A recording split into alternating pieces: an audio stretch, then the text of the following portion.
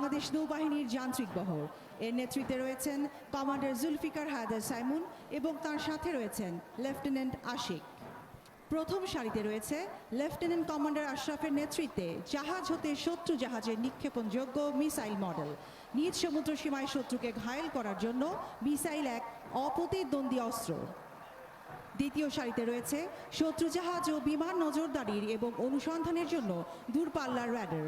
তৃতীয় সারিতে রয়েছে লেফটেন্যান্ট কমান্ডার শামীমের নেতৃত্বে জাহাজ হতে শত্রু বিমানে নিক্ষেপণযোগ্য মিসাইল মডেল এবং বিমান বিধ্বংসী মধ্যম পাল্লার সমরাস্ত্র। এ সকল সমরাস্ত্র শত্রু বিমান হতে নিজ জাহাজ সহ যে কোনো স্থাপনা রক্ষা করতে সক্ষম।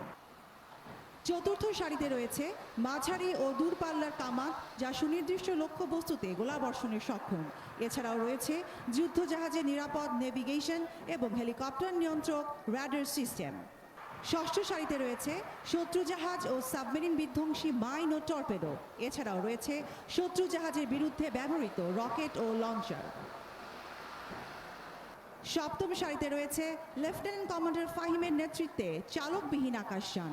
এছাড়াও রয়েছে সমুদ্র দূরবর্তী স্থান হতে উচ্চ গতি সম্পন্ন বিভিন্ন যোগাযোগ সরঞ্জাম। অষ্টম সারিতে রয়েছে বাংলাদেশ নৌবাহিনীর নিজস্ব ক্ষমতায় প্রস্তুতকৃত ড্রোন।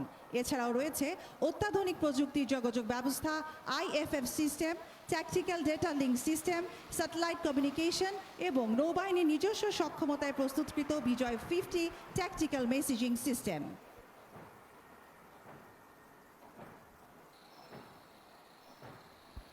নবম সারিতে রয়েছে লেফটেন্যান্ট সৌরভের নেতৃত্বে দেশীয় তৈরি পেট্রোল ক্রাফট। এই সারিতে আরও রয়েছে চৌকস স্পেশাল ফোর্স সোয়ার্ডস।